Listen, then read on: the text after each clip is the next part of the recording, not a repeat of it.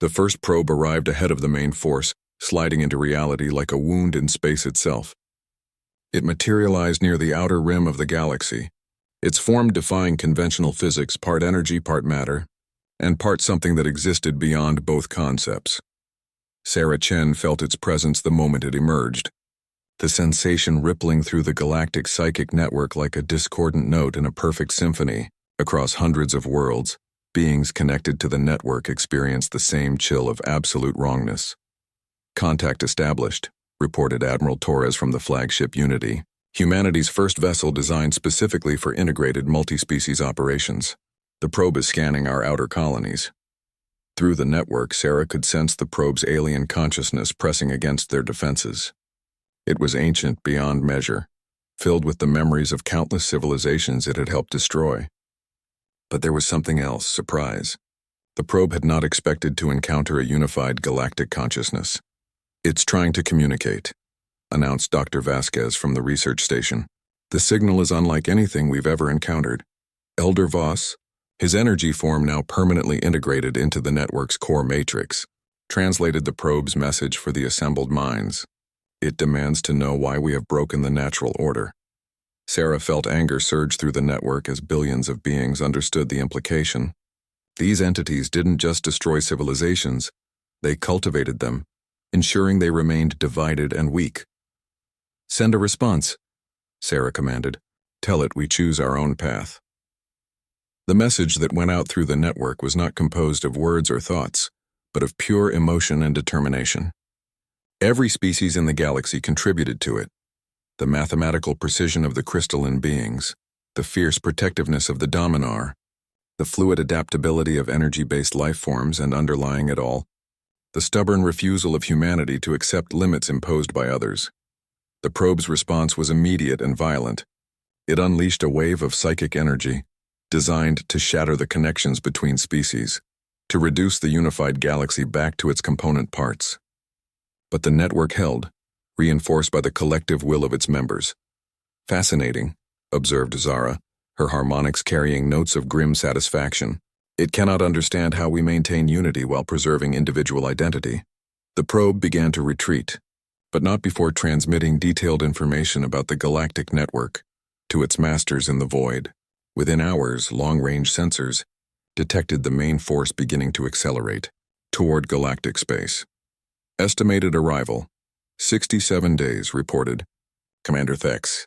"Fleet composition appears to be substantial." The understatement rippled through the network with dark humor. The approaching force contained hundreds of entities, each one capable of reshaping reality according to their will. Previous civilizations had faced them alone and been systematically destroyed. But this galaxy was different. "All defensive positions report ready," announced Admiral Torres. "The perimeter is established." The galaxy's defense was unlike anything ever conceived. Instead of individual fleets protecting separate territories, the entire galactic community had reorganized itself into a single, coordinated defense network. Humans served as the psychic coordinators, linking consciousness across vast distances and allowing for instantaneous communication and response. But their greatest weapon wasn't technological, it was unity itself. "Remember," Sarah transmitted through the network as the final preparations were completed, "we're not just fighting for survival. We're fighting for the right to choose our own future." The sentiment resonated through millions of minds, creating a harmony of purpose that strengthened every connection in the network. Young beings on distant worlds felt the same determination as hardened warriors on the front lines. 3 months after the first contact experiment, Nexus Station had been transformed into the galaxy's first integrated community. Humans and aliens worked side by side in ways that would have been unthinkable before. Their minds linked through carefully managed psychic networks that allowed for unprecedented cooperation. Sarah Chen stood in the new integration center, watching as human children played alongside young beings from dozens of different species. The sight filled her with hope, but also with the constant awareness of the threat lurking beyond the galaxy's edge. "The deep space monitoring stations have detected movement," reported Commander Thex, a Dominar warrior who had become one of humanity's staunchest allies. "The entities are responding to our integration efforts." Through the psychic link she now shared with key council members, Sarah could sense the approaching danger. The beings from the void had remained hidden for millennia, but humanity's ability to unite diverse species had forced them to act. "How long do we have?" asked Dr. Harding, who had become the coordinator of the galaxy's new Unified Defense Initiative. Zara's crystalline form resonated with calculated precision. Based on the movement patterns, approximately 18 months before they reached the outer colonies. The timeline was both a blessing and a curse. It gave them time to prepare, but it also meant that every day of delay could cost lives. The galaxy had never faced a threat like this before. Entities that existed partially outside normal space-time. Beings that could manipulate reality itself. "The good news," Sarah announced to the assembled group, "is that we're not the same galaxy they destroyed before." She activated a holographic display showing the current state of galactic integration. Over 100 species had now participated in controlled contact experiences with humans. The resulting psychic networks had created unprecedented levels of cooperation and understanding. Every time a new species joins the network, our collective capabilities grow exponentially, explained Dr. Elena Vasquez, the mission's chief scientist. "We're not just sharing knowledge, we're creating new forms of consciousness." The statement was both thrilling and sobering. Humanity's unique psychic architecture had become the foundation for something the galaxy had never seen, a truly unified civilization capable of thinking and acting as one while maintaining individual identity. But with great power came great responsibility, and the weight of that responsibility was evident in every discussion. "The Arcturus Confederation has agreed to join the network," reported Ambassador Chen, Sarah's cousin who had become the human representative to several key systems. "But the Outer Rim territories are still resistant. The political challenges were almost as complex as the technical ones. Many species feared losing their independence in the psychic networks, while others worried about humans gaining too much influence over galactic affairs. Perhaps it's time for a demonstration," suggested Elder Voss, whose own transformation through the network had been remarkable. The ancient being now served as a bridge between traditional galactic governance and the new integrated systems. "What kind of demonstration?" asked Sarah. "Show them what we can accomplish together," Voss replied.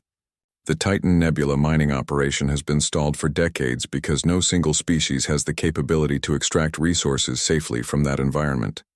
Sarah immediately understood the implications.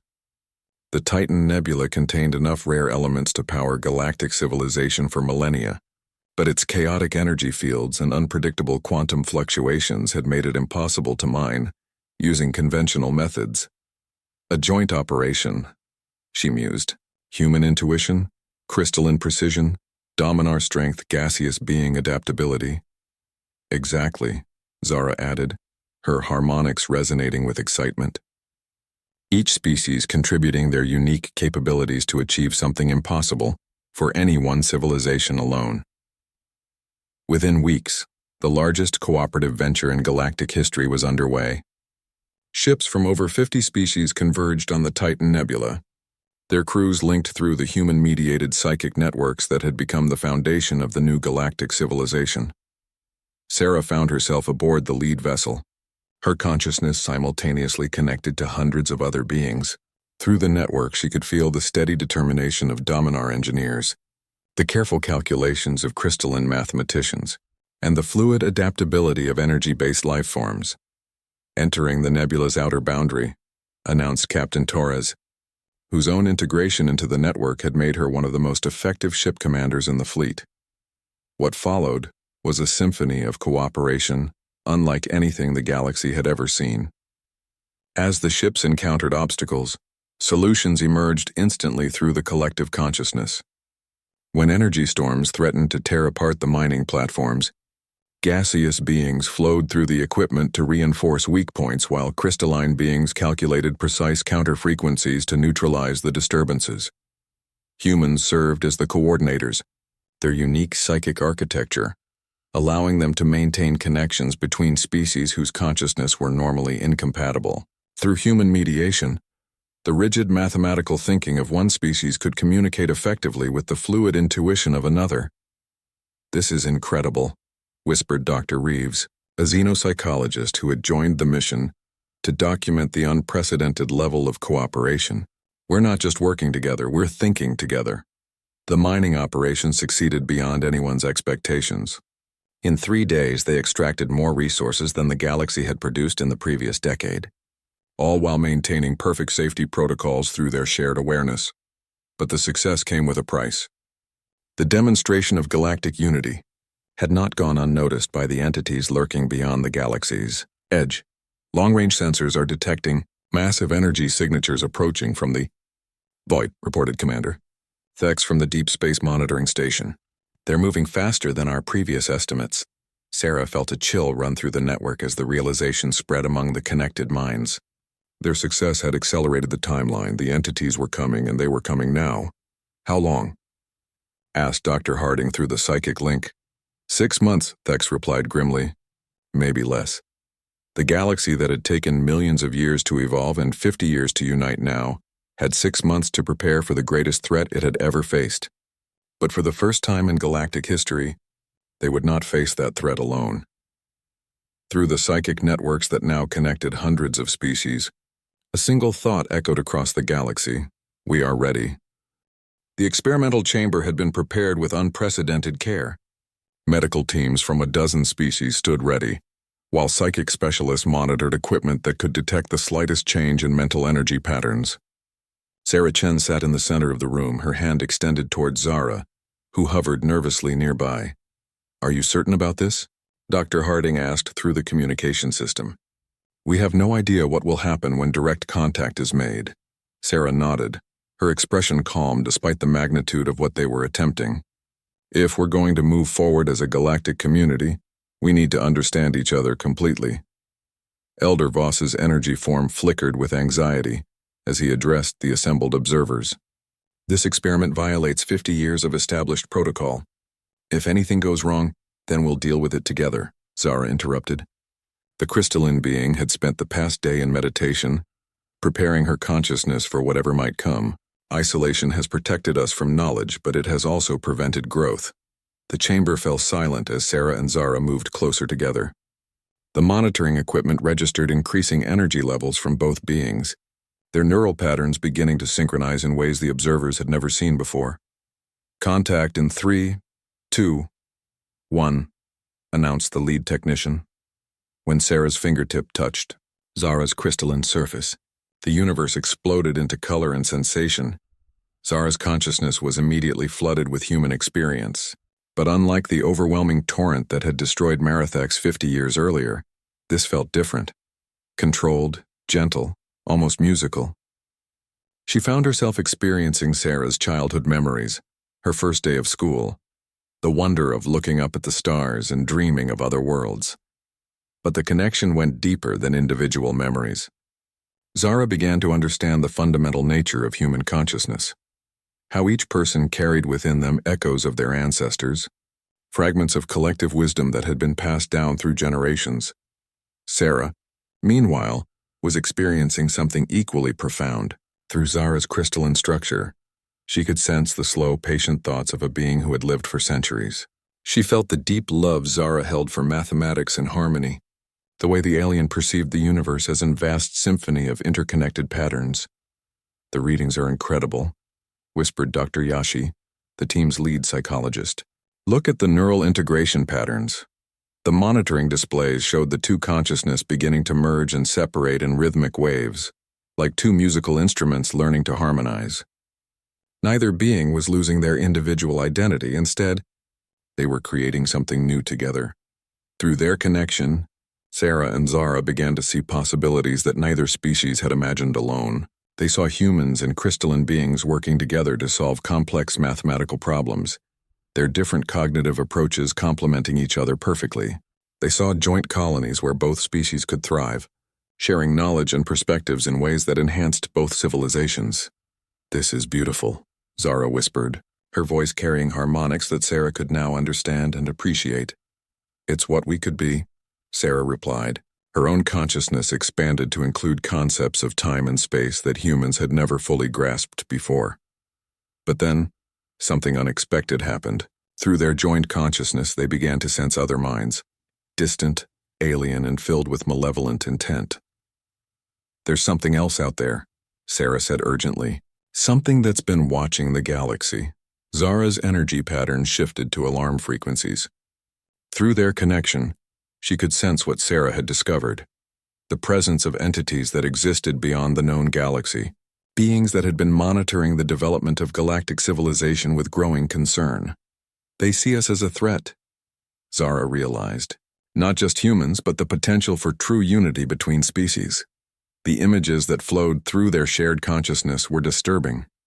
They saw ancient civilizations that had achieved similar levels of cooperation, only to be systematically destroyed by forces from the void beyond known space. They saw warnings left by previous victims, hidden in archaeological sites across the galaxy. The prohibition wasn't just about protecting individual species, Sarah understood with growing horror. It was about hiding our potential from something much worse. Elder Voss, monitoring their connection through advanced telepathic equipment, began to understand the true scope of the threat they faced. The entities from beyond had been patient, allowing galactic civilization to develop, while ensuring that no species achieved their full potential for unity and cooperation. "Break the connection," he ordered urgently. But Sarah and Zara weren't ready to separate. Through their joined consciousness, they had glimpsed a solution, a way to unite the galaxy against the coming threat. "We need to show others," Sarah insisted. "Every species needs to experience this connection." "The risk," Zara began. "Is worth it," Sarah finished. "If we don't learn to work together now, we'll face the darkness alone." Their connection began to expand, reaching out to touch the minds of observers in the chamber. One by one, alien consciousness began to merge with the human crystalline link, creating a growing network of shared understanding. Dr. Yashi gasped as her mind was touched by the expanding connection. Suddenly, she could understand the thoughts and motivations of every being in the chamber. The Dominar warrior Grix, who had seemed so hostile, was revealed to be deeply protective of his people, willing to fight any threat. The gaseous being Flux existed in a state of constant change, viewing the universe as an endless dance of possibilities. "Stop this immediately," Elder Voss commanded, but his own consciousness was being drawn into the growing network. When his ancient mind joined the collective, everything changed. Through Voss's centuries of knowledge, the assembled beings finally understood the full history of galactic civilization, the cycles of growth and destruction, the hidden warnings, the constant vigilance required to survive in a universe filled with predators.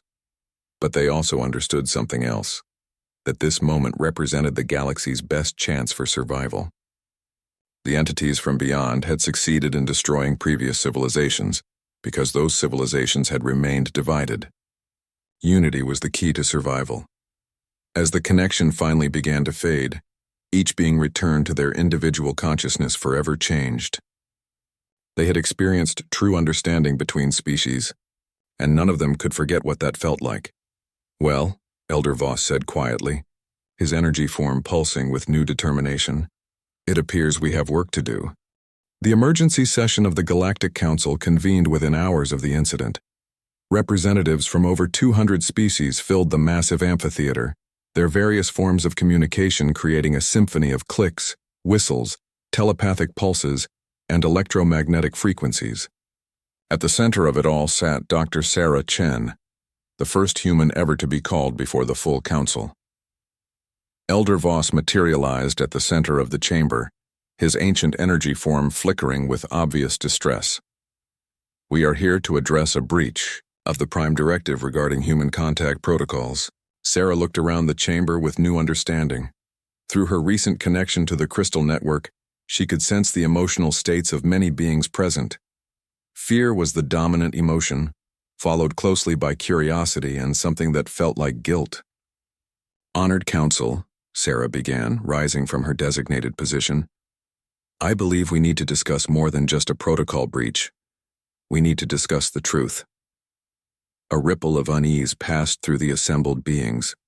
Council member Thax, a reptilian creature with scales that changed color with his emotions, shifted from green to deep purple, a sign of acute anxiety among his species. "Dr. Chen," Elder Voss's voice resonated through the chamber, "you were brought here to answer for unauthorized contact with station technology, not to make demands of this council." "With respect, Elder Voss," I think the time for secrets has passed. Sarah activated her tablet, displaying the energy readings she had recorded during her crystal interface. These patterns show that the prohibition against touching humans isn't about protecting us. It's about protecting you from us. The chamber erupted into chaos. Beings began communicating frantically with their delegates, while others simply stared at Sarah with mixtures of fear and fascination. From the upper galleries, Zara watched the proceedings with growing concern. She had hoped to speak privately with Sarah before any public revelation, but events were moving too quickly. The crystalline being made a decision that would make her either a hero or a traitor to her own species. Honored Council. Zara's voice cut through the noise. I request permission to address the chamber. Elder Voss's energy form pulsed with anger. Council member Zara, you are not scheduled to speak. The human speaks the truth, Zara continued, ignoring the elder's objection. I have been investigating the human prohibition for months. Dr. Chen's experience confirms what some of us have suspected for years. Sarah looked up at Zara with surprise and gratitude. Here was an alien willing to risk everything to support the truth. What we have witnessed, Zara announced to the assembly, is proof that humans possess a collective consciousness that extends beyond individual minds. When they interface with psychic technology or make contact with telepathic species, they don't just share their own thoughts. They share the accumulated experience of their entire species. The revelation sent shockwaves through the chamber. Several species began immediate evacuations, their representatives fleeing as if Sarah might suddenly unleash some terrible power. Others leaned forward with intense interest, recognizing the implications for their own civilizations. Council member Marathex's successor, a being called Vorthak Prime, rose from his position. If this is true, then humans represent either the greatest opportunity or the greatest threat the galaxy has ever known. Sarah felt the weight of an entire species' future resting on her shoulders. We're not a threat, she said firmly. The connection I experienced showed me something beautiful, a way for all species to truly understand each other. Understanding can be dangerous, growled Grix, the representative of the warrior caste Dominar. If humans can access the collective knowledge of their species, what prevents them from accessing ours? The question hung in the air like a loaded weapon. Sarah realized that her revelation had opened a door that couldn't be closed. The galaxy would never look at humanity the same way again. May I suggest, came a new voice from the chamber's communication array, that we conduct a controlled experiment? All eyes turned to the source, Dr. Elizabeth Harding, the human mission commander, who had been monitoring the proceedings from her ship. Dr. Harding, Elder Voss acknowledged reluctantly, you were not invited to participate in these deliberations. With respect, Elder Voss, I think I should have been invited from the beginning. Dr. Harding's image appeared on the chamber's central display. If we're going to discuss humanity's place in the galactic community, shouldn't we include the humans in that discussion? Sarah felt a surge of pride in her species. Even facing the unknown, humans refuse to be passive observers in their own fate. What kind of experiment? Asked Zara, genuinely curious. Voluntary contact, Dr. Harding replied. Let those council members who are willing make contact with volunteer humans under controlled conditions. Let them experience what Dr. Chen experienced, and then make informed decisions about our future together. The suggestion sent another wave of commotion through the chamber. The idea of deliberately breaking the Prime Directive was almost unthinkable, but the logic was undeniable. Elder Voss's energy form began to dim. The risks are unknown, Sarah interrupted. But so are the benefits. For 50 years this galaxy has operated on fear and assumptions. Isn't it time we discovered the truth together? From her position in the gallery, Zara felt something she had never experienced before. Hope. Perhaps the secret that had haunted the council for decades could finally become a bridge instead of a barrier. I volunteer, Zara announced to the chamber. I volunteer to be the first. The words echoed through the vast space, and for the first time since the session began, there was complete silence. Everyone understood that they were witnessing a moment that would define the future of galactic civilization, Sarah looked up at the crystalline being who had risked everything to support the truth. I volunteer too. Elder Voss realized that the decision was no longer his to make. The momentum of history was carrying them all toward an unknown future, and the only choice left was whether to embrace it or be swept away by it. Dr. Sarah Chen adjusted her research tablet as she walked through the corridors of Nexus Station, completely unaware that she was the subject of intense scrutiny from dozens of alien observers. Her assignment seemed simple enough: investigate. Unusual energy readings detected near the station's outer hull. What she didn't know was that these readings had appeared immediately after her arrival. Dr. Chen, we're detecting some anomalous signatures in Section C7, reported Lieutenant Torres through her communicator. The engineering team wants you to take a look. Sarah nodded, gathering her scanning equipment. As the lead xenobiologist for the human expedition, she had been studying alien life forms for months, but lately, she had noticed something strange. Many of the aliens seemed nervous around humans, maintaining unnecessary distances during meetings and conversations. When she entered Section C7, Sarah found herself in a vast chamber filled with crystalline formations that pulsed with soft, rhythmic light. The energy readings here were off the charts, but there was something else, something that made her skin tingle with an unexplained sensation. Fascinating, she murmured, running her scanner along one of the crystal structures. The device immediately began registering readings unlike anything in its database. Unknown to Sarah, 3 levels below her position, Zara was conducting her own investigation. The crystalline being had convinced 2 other council members to help her understand what made humans so unique. They had created a sophisticated monitoring array that could analyze energy patterns without direct contact. "The readings are incredible," whispered Dex, a mantis-like creature whose compound eyes were fixed on multiple displays simultaneously. "Look at these neural pattern emissions." The screens showed waves of energy radiating from Dr. Chen's position, but the patterns were unlike anything they had ever seen. Where most sentient beings produced simple, predictable brainwave signatures, the human's patterns were complex beyond imagination, layered, interconnected, and somehow extending far beyond her physical location. "It's as if she's connected to something vast," Zara observed. Elder Voss wasn't exaggerating about the collective consciousness. Their third companion, a gaseous being named Flux who existed primarily as organized energy, suddenly condensed into a more solid form. "There's something else. Watch what happens when I move closer to her position." As Flux approached the chamber above, the energy readings from Dr. Chen intensified dramatically. The patterns became more complex, more beautiful, and somehow more alive. Meanwhile, Sarah was experiencing something extraordinary. As she continued her scans, images began flashing through her mind. Not her own memories, but something else entirely. She saw flashes of Earth's history, of her ancestors, of moments she had never lived but somehow understood. "That's impossible," she whispered, steadying herself against a crystal formation. The moment her bare hand touched the alien crystal, everything changed. 3 levels below, alarms began blaring as energy readings spiked beyond the monitoring equipment's capacity. Zara and her companions watched in amazement as their displays showed Sarah's consciousness expanding, connecting not just to the crystal, but to something far greater. "She's interfacing with the station's neural network," Dex gasped. "How is that possible?" But Sarah wasn't just connecting to the station.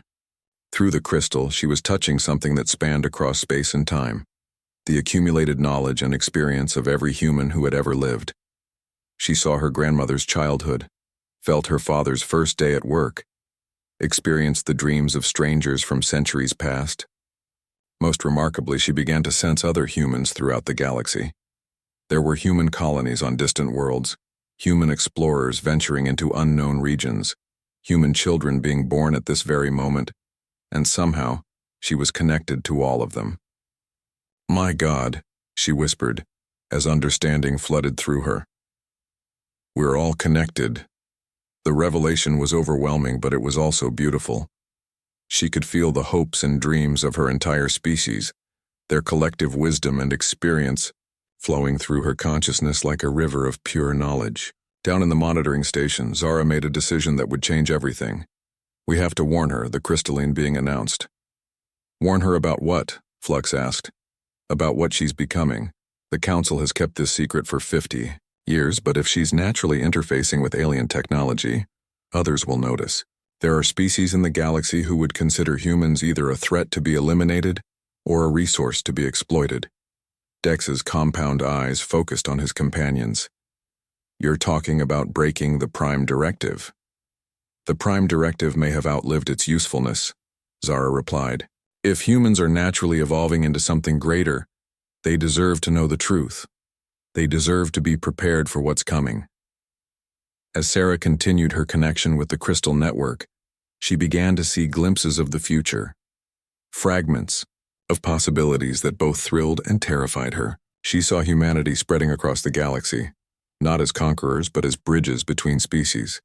She saw conflicts that could be avoided and alliances that could transform the known universe. But she also saw darkness. There were forces in the galaxy that viewed humanity's growing psychic potential as a threat to the established order.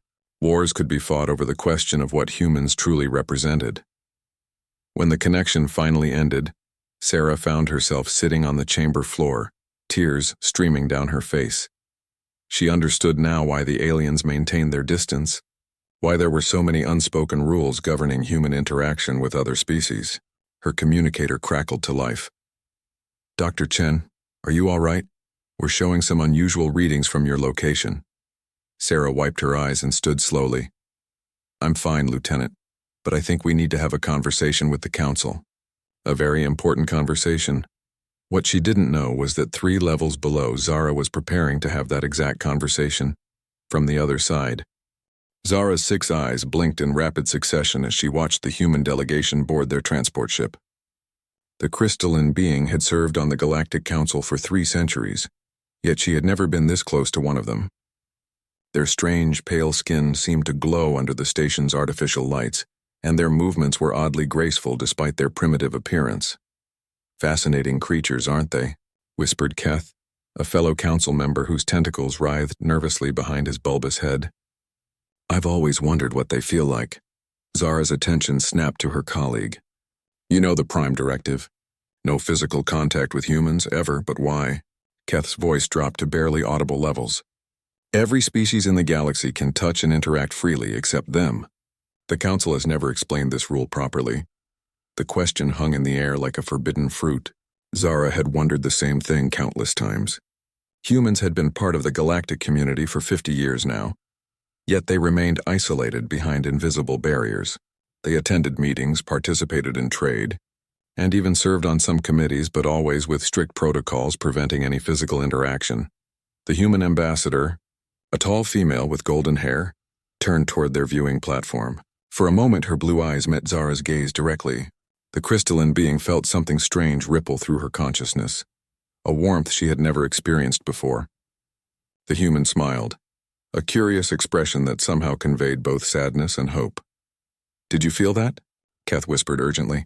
Zara had felt it. Something had passed between her and the human, something that defied explanation. It lasted only seconds, but it left her feeling changed somehow, as if a door had been opened in her mind that she never knew existed. "Council Member Zara, please report to the High Command Chamber immediately," came an announcement through her neural implant. As she made her way through the station's corridors, Zara noticed other beings watching the departing humans with the same curious intensity. A group of Thalorian merchants stood clustered near a viewport, their scaled faces pressed against the transparent aluminum. Even the normally stoic Vorthax security forces seemed distracted by the human presence. The High Command Chamber was a vast, spherical room where the most senior council members deliberated on matters of galactic importance. Elder Voss, a being so ancient his species name had been forgotten, floated in the center surrounded by swirling energy fields. "You have questions about the humans," Voss stated without preamble. His voice resonated directly in Zara's mind, bypassing her auditory sensors entirely. "Elder Voss, the prohibition against physical contact is absolute and necessary," he interrupted. "Do you know what happened during the first contact protocols 50 years ago?" Zara searched her memory banks. The official records spoke of successful diplomatic meetings and the establishment of trade agreements. Nothing unusual was documented. The records have been edited, Voss continued, reading her thoughts. The truth is far more complex. During the initial handshake between Ambassador Chen and Council Leader Marathex, something unprecedented occurred. The Elder's energy fields pulsed with what appeared to be remembered fear. Marathex was our most powerful psychic. He could read the thoughts of entire star systems simultaneously. When his appendage made contact with the human skin, he screamed. Zara's crystalline form vibrated with anticipation. What did he discover?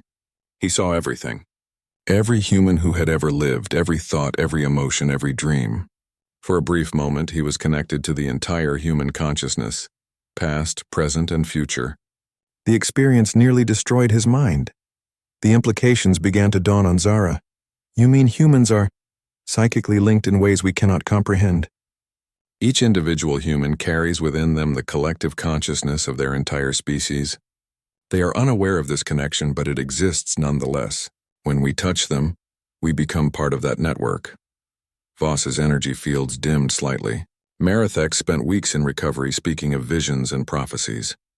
He claimed to have seen the future of the galaxy, of conflicts and alliances yet to come. Most disturbing of all, he insisted that humanity's role in galactic affairs was far more significant than anyone realized. What happened to him? He died 3 days later. His final words were a warning. If the galaxy ever discovers what humans truly are, they will either worship them as gods or destroy them as demons. The prohibition exists to protect both them and us. Zara felt her worldview shifting. Everything she thought she knew about humans and their place in galactic society was suddenly uncertain. But why hasn't anyone else discovered this?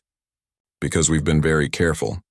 The prohibition isn't just about protecting humans from potential harm. It's about protecting the rest of the galaxy from knowledge that could destabilize everything we've built.